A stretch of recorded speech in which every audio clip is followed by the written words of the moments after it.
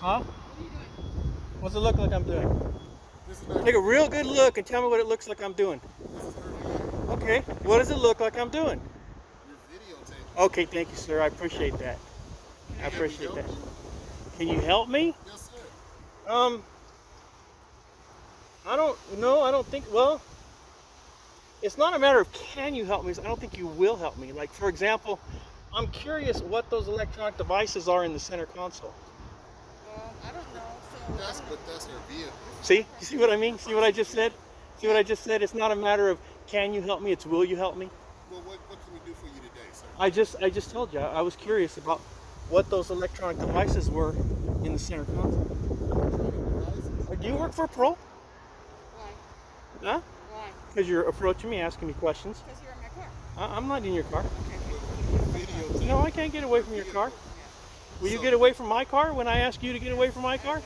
Not if you're wearing your badge, you won't. You sure as hell won't. Well, I don't know that because you didn't answer me. I don't have a badge. I don't know that because you didn't answer me. So, sir. Yeah.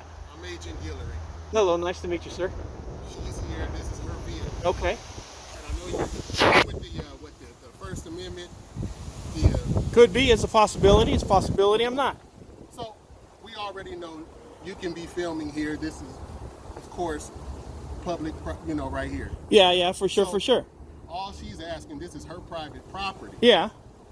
Can you she's just asking for information on why you were looking in it. Yeah, and That's all. I get you, but I'm just making the point, okay, that if you were at my car wearing that badge, you wouldn't give a shit if I asked you to get away from my car and stop looking in my car. No. Not if you were in your official capacity, you wouldn't. I am in my official capacity. No, but I'm saying dealing with me in my own car, and I asked you to get away from my car. You wouldn't do it. First and foremost, we don't do stops like that. We're parole. You make contact with people. So let's talk about that. We can talk about this all day. Okay, So let's do that. The role of a parole agent. First and foremost, are you on parole? I don't have to answer that. I'm not going to answer that. That's fine. So basically, we just deal with parolees. Yeah. Now we help their families. Good. We communicate. We're not here to arrest anybody or nothing like that. All we're here to do is help people get on, because once they leave the prison, they're on parole for 3 years. Yeah. Well, actually 2. Uh-huh. Now, new state laws, lucky California. Yeah. So all we do is try to help them to reduce the recidivism rate. Right. That's what we're here for. Now, the cops and stuff like that, different capacity. So a parole agent and a cop, 2 different things. Yes, we're peace officers, but at the same time, we have different missions. Right, if you right. will. Now, asking you a question, if you don't mind. So what do you do? I see the fatigues. Are you prior mid service? No. No prior service? No. Okay. So I'm in service right now to my country. See this camera? I like that. You see that badge? You see me filming that badge with this camera? I'm in service to my country right now. That is your right. But what we want Not only is it my right, I'm sorry for interrupting, but it's my civic responsibility. right, and it's our civic responsibility. If she saw that there was a threat out here, which she did, she don't know you from Sam I Am, and she saw that, hey, there's a guy filming inside my vehicle, and that's all she did was, hey, what's going on? Yeah. And she has that right, just like you had that right to ask. Well, that's true. I didn't call her out of her name or anything like that, or I hope I wasn't disrespectful to her. I was asking some point blank questions, but I don't think I was rude or disrespectful to her. We've been respectful thus far. Yeah. So all I'm just saying, okay, hey, have that if you like to film and stuff like that. But inside her vehicle, that's her personal vehicle. That's all I'm saying. Yeah, I get you. I get you. I mean, it's Right. I'm glad that you're privy of our amendment rights. Right. Because as you see, and I get into politics right now, but some rights are being taken away. Absolutely. We're here to protect the public as well as the parolees, everybody, including you. You're a member of the public. So all she did was just see you out here and say, hey, what's going on? So I don't have a problem with anything she did. Yeah. So that's where we're at right now. So she's going to get ready to leave. So we don't want to, if you want to come over and film and everything. Yeah. Yeah, that's your right. But her property. She wants to get in and she wants to take care of whatever she needs to take care of, and we don't want to impede her progress. No, right. I'll let you go. That's perfectly fine. Like I said, I was just there's a lot of homeless in this area. I figure, there's a lot of either off-duty or undercover vehicles here, and I just thought it was kind of strange that somebody here at this facility, knowing, having a law enforcement background or being affiliated with law enforcement, would leave those kinds of electronic devices, clearly visible in their car. I mean, and not cover them up. So I was just making a note of that, and so. I was trying, actually, to be 100% honest with you, I was trying to figure out what that device was in the center console, because it doesn't really look like a phone, and it doesn't really look like a camera, and it doesn't really look like a GPS. So I was trying to figure out what that device was. Whatever she has in her vehicle is a personal, that's her personal stuff, so I don't know what's in there. No, you're missing the point. You're missing the point. I'm explaining why I was looking and what I was looking at. I'm not telling her you got to tell me what's in your car. I was just explaining what I was looking at, which I don't normally do. I mean, sometimes I tell police officers to go pound sand, get away from me. I don't want to talk to you no more. So I believe I'm being courteous to you, and you're being courteous to me. Absolutely. And I appreciate that. We're just having dialogue. That's all. Yeah, we're just having a conversation, and I was just explaining to the lady, why I was looking in her car, notwithstanding the fact that I can look in her car all day long as I want in every other car, and there's nothing illegal about looking in somebody's car. To a certain extent, as long as you're not breaking windows. That's not looking, that's breaking a window. Right. Yeah. So, what else can we do for you? Because time is of the essence. Yeah. Well, you can give me your name and badge number or your ID number. 6866 is my badge number. And your name? Gillary, appreciate it. I appreciate your professionalism, coming out here and talk to me. But that's what I'm doing. I'm looking in windows. I've had cops look in my windows before. I told them quit looking in my window. They told me, "F you, I'll look in any window I want." Yeah, like I told you, we've already went on the parole. Well, parole and cops, two different things. Again, you're right. Again, but I'm still explaining. But I'm not here to tell you go pound sand or go do this and that. Because you're free. Absolutely. And we can respect that. Absolutely. So that's where we're at right now. So we good? Oh, absolutely. And if you're going to go that way, I'll get my OPDMD out of your way. So, if that's not in your way, I'll move that for you out of the way. Well, thank you and appreciate you. Well, I appreciate you. Huh? What's your name, sir? What's my name? What's your name? You got ID on you? Do you? You have any identification on you? Do you have ID? Whether or not I have ID is none of your business. Do you have any identification on you? Do you have a driver's license on you that I can see? I'm talking to her. Don't interrupt me. I'm letting you know. I'm letting you know I'm talking to her, not to interrupt me. Do you have any identification on you, ma'am? Do you have a driver's license on you? You have a mask covering your face. Good for me. You got a mask covering your face. You got a mask covering your face. You got a hat on your head. You got glasses on your eyes. Why are you trying to hide? What are you trying to hide from? You got warrants? We're done. You got warrants?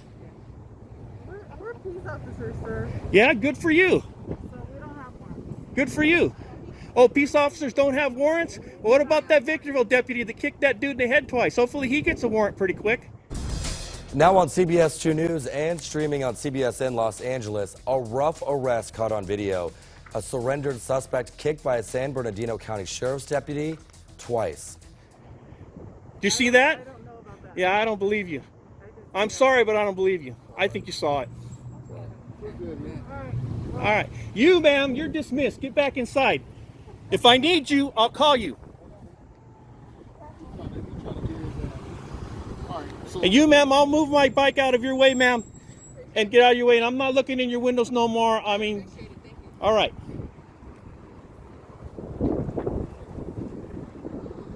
I said, hey, you, short one, get back inside. I'm done with you. You're done. 10-8. This is Sheep Show. I'm born again, although it might be hard for you to tell. But you don't have a comparison. You don't have a comparison of the before and after, and what a wonderful, fantastic job I just did on this audit. 0 F-bombs. And I got to confess something to you guys. Just yesterday, I failed absolutely, pathetically, miserably. I think I dropped more F-bombs yesterday than I've dropped in the entire year. But I just did a fantastic job on this audit, not dropping any F-bombs. I don't think I did. Did I? Maybe I did. I hope not. But anyways, State of California, Department of Corrections and Rehabilitation. You saw that little parole agent come out here and try and talk to me like I'm one of her followers, like I'm one of her blue line worshipers. And it's not going to work with me. I don't worship you. I worship Jesus Christ. I don't have any respect for you. I have respect for the law. As long as I'm not violating the law, there shouldn't be an issue. It's a non-issue. Oh, they're closing the window. I can't even see in the window, stupid. I can't even see inside the windows, you big dummy.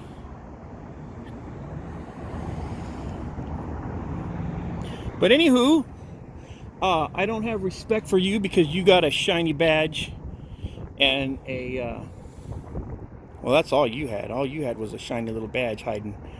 Your gut was almost covering it up. But I don't have any respect for you. I will not worship you. I worship one God. I have one king. And I have respect for the law. And I do everything that I possibly can not to violate the law. Yes, it's possible that I'll make a mistake. Yes, it's possible that I'll fail and I'll fall. But I try, and I will continue to try and do everything in my power not to violate the law, because we're a nation of laws. And it's biblical to respect the law.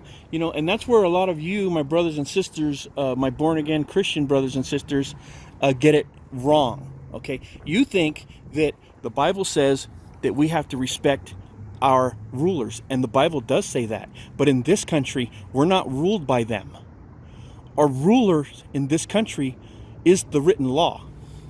That's who we're ruled by in this country. That's who we're governed by in this country. We are governed by laws, not by people. That is our system of government. So if you respect the law and you do not violate the law, you're fulfilling your biblical obligation.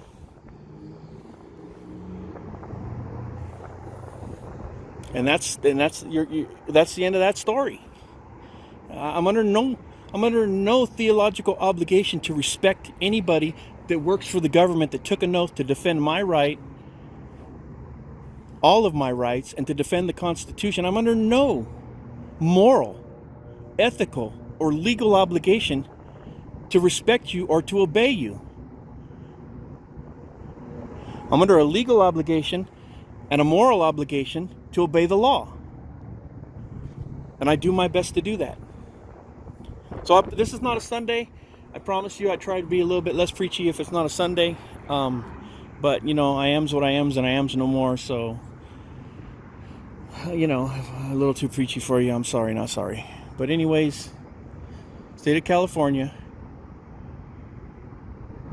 Do they get a pass or a fail? They get a fail. The little one gets a fail. I mean, if there's 10 cops sitting there, if there's 10 cops from the State of California Department of Correction and Rehabilitation, and one of them beats the living crap out of you, while 9 of them stand around and watch, so they get a pass or a fail. They get a fail. So, State of California Department of Corrections and Rehabilitation, you get a big fat fail thanks to the little one over there. The little one with the big ego. She tried hard. She gave it her best shot, but it wasn't good enough. Because I'm sheep show, and I'm born again, and Jesus Christ is Lord, and I'm out.